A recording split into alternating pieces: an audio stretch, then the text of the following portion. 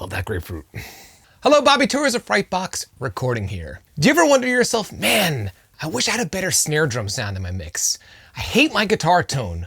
Why don't my vocals sound professional? And maybe you even think to yourself, if I could just fix it in the mix, if I could just learn the right EQ technique or compression technique or even saturation technique, finally, these results will improve. Well, I have news for you. If you have a fix it in the mix mentality, you're setting yourself up for a world of pain. And I don't want this for you. Let's dive into it.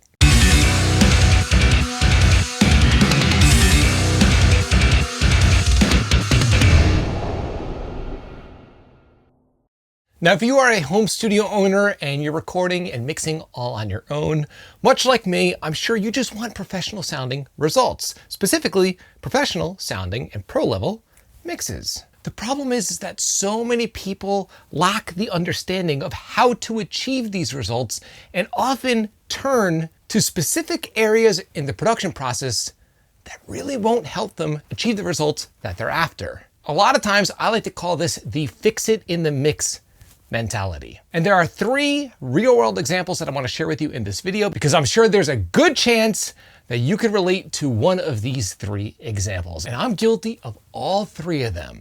And I'm sure there's a 99% chance that you are definitely guilty of the 3rd one. So stick around. So example number 1, achieving a pro snare sound in your mix. Specifically, the snare drum sound that you have in your mind's eye. Let me give you an example of something that happens all of the time when people send me their mixes to critique. They'll say to me, Bobby, I'm unhappy with the snare in my mix.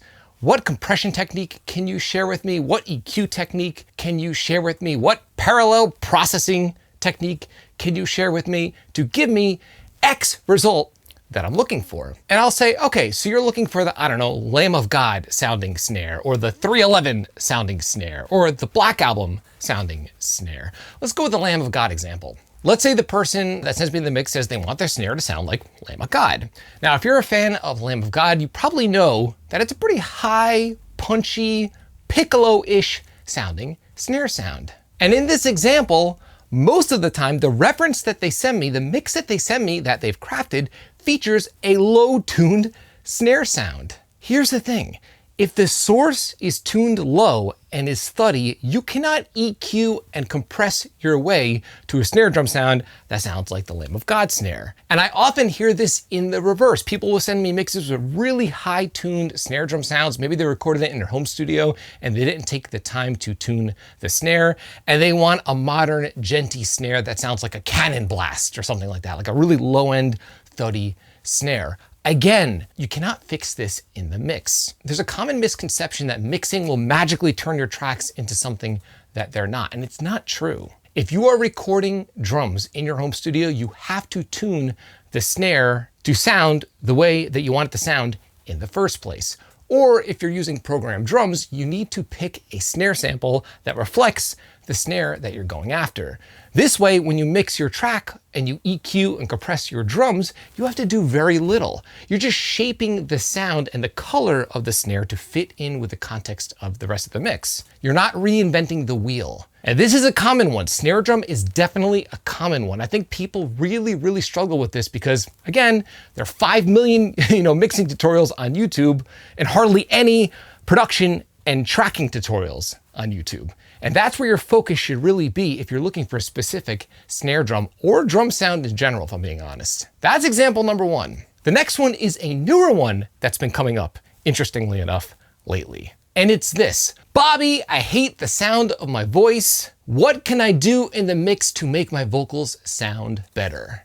Well, I have news for you. If you hate the sound of your voice, there's nothing you can do. I hate to tell you, there's nothing you could do except for improving your skills as a singer. There's nothing you could do with EQ, compression, reverb, delay, automation that's gonna magically give you a voice that you might find to be more palatable. Now, there are a few things that you might want to consider.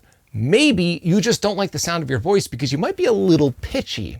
If this is the case, use tuning software. Most DAWs come with some form of free tuning tool within the DAW itself, or you could use Melodyne or Waves Tune or Auto Tune just to get yourself a little more in tune. But if you are in tune and you just don't like the timbre of your voice, the only other option is to get someone else to sing your song, or maybe use one of these new AI tools that will literally turn you into another singer, right? For some reason, people are led to believe that when they EQ their vocals a different way, it's gonna make their voice sound different. Or if they compress their vocals in a different way, it's gonna make their vocals sound like another singer. This is not true. It'll make you sound more professional. It'll make you sound more even and clear and consistent in the mix, but it's not gonna change the sound of your voice. This is something that's really been coming up more lately, the last year, I would say, or last 6 months, and I don't know why. Maybe someone is putting out videos that are telling people that they could change the sound of their voice with EQ and compression. It's not true. If you don't like the sound of your voice, practice or tune it up with tuning software.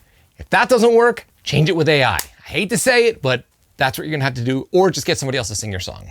That's what I do. Okay, and the next one is probably the most common of all, and I've been seeing it consistently over the last 5 years of running this YouTube channel, and it's unfortunate because it holds a lot of people back. Are you ready? Trying to mix your way to a better guitar tone, specifically a heavy, distorted rock or metal tone. I've got news for you that's both good and bad. You cannot mix your way to a better guitar tone, but the good news is that once you achieve a good guitar tone, you'll have to do very little to it in the mix to make it work. A lot of times people will say, I'm using amp sims and they sound fizzy. How do I fix this? Or, Bobby, I'm recording my Marshall 4x12 and it's just not giving me the tone that I want. What can I do to EQ it to make it fit in the mix? Should I cut this frequency or boost that frequency? Should I use this compressor? Should I use some form of saturation to make it sound more like, I don't know, Green Day or Spirit Box or Oingo Boingo? I have no idea, right? So here's the thing. You cannot EQ or mix your way to a better guitar tone. The best way to fix your guitar tone is to replace it with another tone altogether. Now, luckily, this can be very simple in the modern age. If you're using plugins or an amp sim, try a different impulse response. You could try mine for absolutely free. I love it. It's the only one I've been using for the last 5 years. There's a link below in this video's description. Download it, load it in. You'll probably not have to do much to it to fit it into the mix. And if you're using real amps, experiment with different cabs or microphone placement. The cab selection and microphone placement will drastically change your guitar tone without having to change your guitar or the head that you're using. This is the mindset that you want to be in when it comes to producing the results that you're really after in your studio. The way I think about mixing is melding instruments to fit together. It's sort of creating a sonic stage, if you will, like a band is in front of me performing. If you're trying to come up with a completely different snare drum sound or a completely different sounding vocal or a completely different guitar tone, it's better to just change the source, which luckily with modern technology isn't that hard.